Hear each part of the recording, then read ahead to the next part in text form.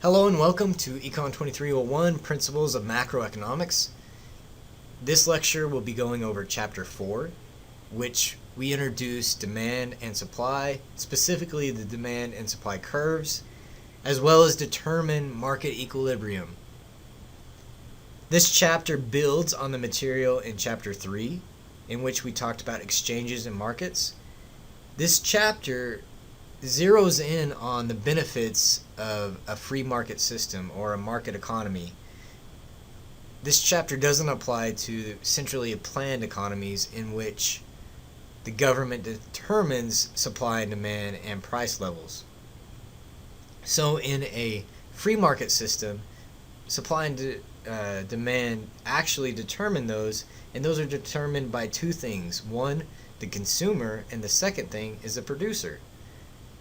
Essentially, demand and supply. So let's talk about demand first. Demand is the consumer side. The quantity demanded is the amount of a product that the consumers are willing and able to buy. Please pay attention to the fact that it's willing and able. Right now, I would love to own a yacht. In fact, that's my dream, to have a yacht. Now, I don't know where I would park it in West Texas, maybe out in my driveway. That would look kind of odd, but I would still love to have a yacht. I am not able to buy a yacht, so therefore the quantity demanded is zero. I don't have a demand schedule, let alone a demand curve. The demand schedule essentially is the relationship between price and product and the quantity demanded. Ceteris paribus, holding everything equal. Well, that's essentially just the points to plot the graph or plot the curve for the demand schedule. For example, if I wanted one taco at $10, two tacos at $8, three tacos at $6, etc., if I plot each of those points and then put a linear line in between them or connecting them, I have my demand schedule. Your own individual demand curve is what we will go off of in this chapter. Now, as we go further into this section or this book, we will see more of a collective demand curve or an aggregate demand curve. But your own individual demand curve is how much you personally are willing to buy and pay. If we add everybody else up together, we get more of a market demand, but just yourself, your own individual demand curve is your own relationship between how much you're willing to buy and pay for a particular item, things like that. The law of demand is a negative relationship. You might ask, well, why do we need to know that? Well, it is actually vital to this. The reason is because of marginal utility. If you will recall from the last chapter, marginal utility stated that as you bought more and more things, your utility decreased. Remember, margin is each additional unit. Well, in the lecture that I accompany with this, I have another lecture you need to watch as well. It's a whiteboard lecture in which I actually draw the demand and supply curves for you. I talk about the law of demand, and I talk about my wife buying me a Denver Broncos jersey. Now, if she buys me a lot of jerseys, I will be really happy, but each additional jersey brings me less utility. I don't need them. It's the same theory behind the law of demand. Essentially, every time I buy something, I don't want another thing as much. How many of you have cell phones? Probably every single person listening to this lecture. How would you feel if I gave you a brand new iPhone 5S? You probably feel good, right? Well, what if I gave you 3 iPhone 5Ss? You might feel okay, but what if I said you can't sell any of them? You had to just keep all 3. What good would 3 phones do you? Exactly. The more you have of a particular item, the less demand you have for that particular item. the less quantity demanded for that particular item. If you look, the final concept there is change in quantity demanded. You don't really need to know that for this test. All you need to know is that as supply changes or price changes, you will have movements along your demand curve. Now, in my micro sections, I will actually have you calculate the change in quantity demanded. And I do have that in the whiteboard lecture, the second portion of it. The reason why I go ahead and calculate it and show you with the formula is that in the next chapter, we cover gross domestic product, GDP, and we will actually look at a change in quantity demanded, or not demanded, change in quantity of GDP and percentage change of GDP when it changes and how it affects things. And that same formula is used for all changes. This is just a simple example the book gives of demand curve and how it illustrates the law of demand. If you'll see something, the demand curve doesn't actually intersect right down here at 0 on the x-axis. And by the way, these should be labeled P up here and Q down here for quantity. The reason why it doesn't intersect the demand curve at a point of 0 quantity is you're not going to buy 0 goods. Just doesn't make any sense. Right here we have a quantity of 1. Well, quantity of 0, we're not going to pay $12. It doesn't make any sense.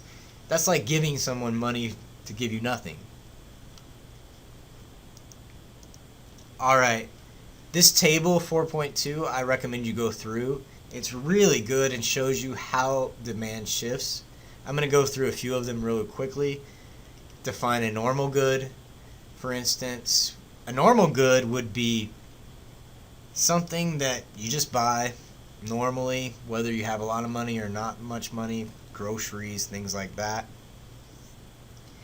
Maybe gasoline. Gasoline would be a great normal good. The more money I have, the less demand for gasoline. Essentially, I can buy a lot of it and I don't need to be very economical with it. When I was a poor college student and I'd fill up my car, oftentimes I wouldn't drive unless I had to. And I would always bum rides off of my friends. However, when I was in high school and my parents were paying for my gasoline, up until a certain point when they finally said, nope, we're not going to do this anymore, my income was a lot more because they were paying for it. I drove all the time, however, it didn't affect me. When it affects you, the demand for that isn't as big. You're not as economical. You're not as efficient with it. Let's just put it that way. But you don't need them as much. You don't need that gasoline as much. An inferior good, this is a little bit different, and it can go in line with normal goods. For instance, you might think of inferior just as luxury, and it could be luxury, but it can also be just name brand. The more you have of income, the more money you have, purchasing power, real income, the more likely you are going to buy name brand products. When I was a poor college student, everything was great value.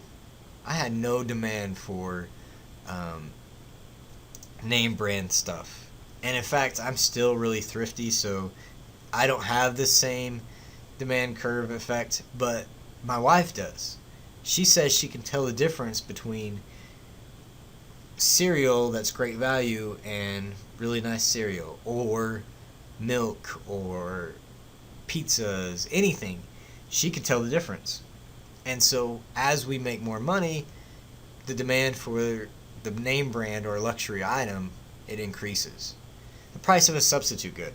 Essentially, what it's stating there is if the price of a substitute good goes down, then the demand for the particular item that we're looking at, it will in turn also go down.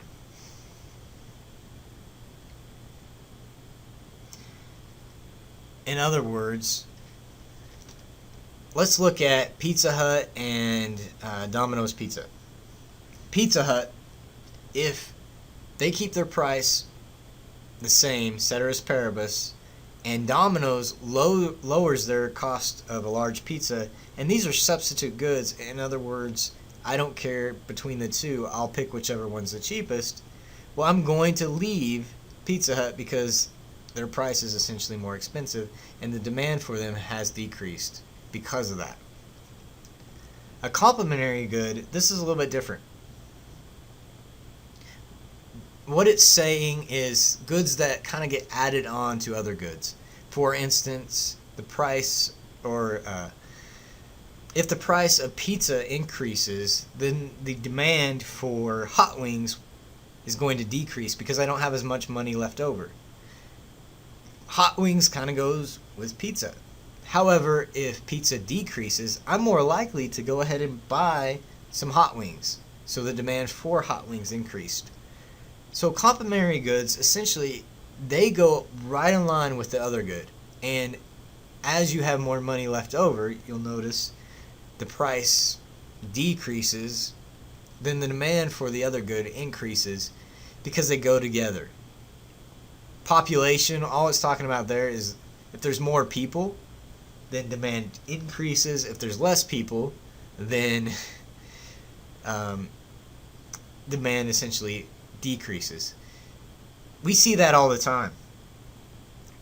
Think of it this way. If you lived in China right now and you wanted to buy a house, the cost would be really expensive. It'd be really high because there are billions of people. If you live in Post Texas, the cost of a house, it's not that high because there's not as many people. The demand isn't that high. Consumer preferences. This is a big one, especially with utility. The more you like of a good, the more you want that good, the higher the demand, the price goes up. The less you want of that good, it decreases, the demand decreases. If you want a good example of this, look at the TCU game against Stephen F. Austin. There were 10,000 tickets still available when kickoff happened. I think it may have went down to 8,000 tickets. I can't remember, but there were still a lot of tickets available. The demand, the preference for the good wasn't that high because they're supposed to beat them, right? Well, tonight they're playing TCU, Texas Tech is, and there aren't any tickets available, at least to my knowledge. There might be a few, but it's a Thursday night game. I can guarantee you when Oklahoma and UT come into town, preference is going to be very high, the demand goes up. Expected future price. This is a good example of gasoline and how it can be affected. If we believe gasoline is going to be cheaper in the future, then today's prices will decrease. If we believe gasoline is going to be more expensive, today's prices, the demand will increase because you want to stock up on it, right? So future prices can actually affect demand today. All right, let's quickly look at demand supply and how it is drawn out, and we'll look at it visually too. But first, let's talk about the law of supply. Remember how I talked about the demand curve and it having a negative relationship? Let's look at the positive relationship that supply has. It's exactly opposite. Now, there are a few reasons why it's opposite. First off, it's the producer side. You're building the item. The goal of the producer, and I know I've said it, or at least I believe I've said it in previous chapters. If I haven't, go ahead and write this down. The goal of the business, the producer, is to maximize profit. Goal of the business, maximize profit. The goal of the consumer, maximize utility or happiness. So the law of supply states there's a positive relationship between price and quantity supplied. Ceteris paribus, holding everything else equal. Well, there are two reasons. The first reason is you're going to keep producing if you're making money, right? The whole goal is to produce more and make more money. You're not concerned about diminishing utility. Doesn't matter to you whether they like the good more or less. You just want to keep making money. The second reason, And you're going to also keep producing as long as you're making money. So it's always going to be positive. And the second reason is you can't make a negative good. It's impossible. Now, you could probably destroy the good after you've already produced it, but you just don't make negative goods. This is only in the production phase. And so if we're going off of producing, let's say you made 10 tacos, and then after you made 10 tacos, you ate 2. Well, you've already produced 10 tacos to make. So at that point, that's just what we're drawing. Now, you might lose some of it, but you're just essentially shifting your supply out or in. You're not actually producing less or more. Change in quantity supplied is just like the change in quantity demanded. You won't need to know it for the exam. You do need to kind of have a familiar grasp on the calculations just so you know changes and how to figure them out in the next chapter. Like I said before, gross domestic product, we're going to figure that out. I'm going to do another whiteboard, hopefully, and you'll be able to see that.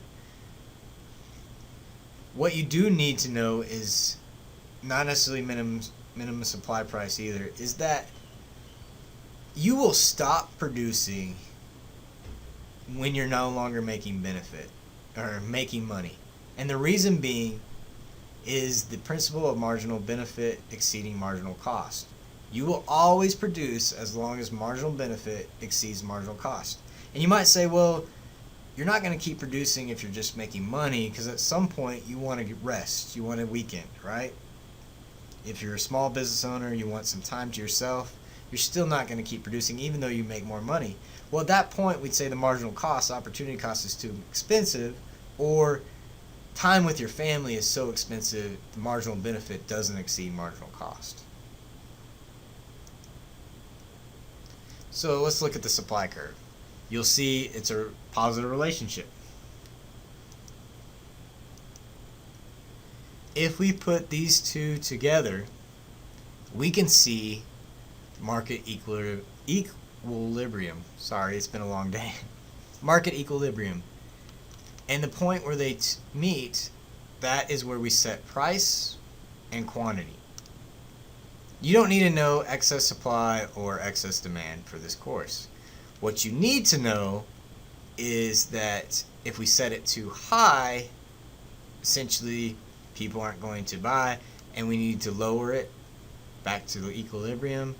If we set it too low, then we need to raise it up. I taught this class this summer, and I had an individual who owned a business, and he said, Mr. Kemper, no one's going to ever do this. This is the stupidest thing I've ever seen in my life. No one will start a business, sit down, and draw a supply and demand curve. I completely concur. Why would you do that? You don't even know your equilibrium. It's really difficult to graph. However, you do it mentally, and you will do it through trial and error throughout your business continually. What I mean by that is, let's say you have Tom's Taco Stand, and you start this little business. It's a little taco hut, or whatever you want to call a little van. You just have a taco stand, okay? And when you first start producing tacos, you make 200 tacos to sell to all kinds of people, and you sell them at $2 a piece. Well, everybody buys them, and you are without any tacos after 3 hours. And you are prepared to work 8 hours. Well, you can do one of two things. You can either increase your supply, make more tacos, or you can increase your price. Businesses do it all the time. Have you ever been to a restaurant when they first open and their prices are fairly cheap because they're trying to get people in the door? And then as they become more and more successful and busier, their prices start inching up. That's because of equilibrium. How about this? Have you ever been to a restaurant in which they made too much of a particular item, and they'll have a sudden sell, let's say catfish, on Friday? They have a special, catfish special. We need to get this gone before it goes bad. Well, that's because the equilibrium has changed. I hope you enjoyed this lecture. As always, if you have any questions, feel free to email me or contact me via Twitter. It's at James Kemper on Twitter. Email is jkemper@southplainscollege.edu. I want to reiterate something here because I had one question. I'm not going to follow you on Twitter. I don't care about your Twitter account. I'm sure you're someone special, but I don't have any reason or need to find out about your life. So don't worry if you follow me. It's just purely academic. And also, don't worry if you don't follow me. I'm not going to hold it against you.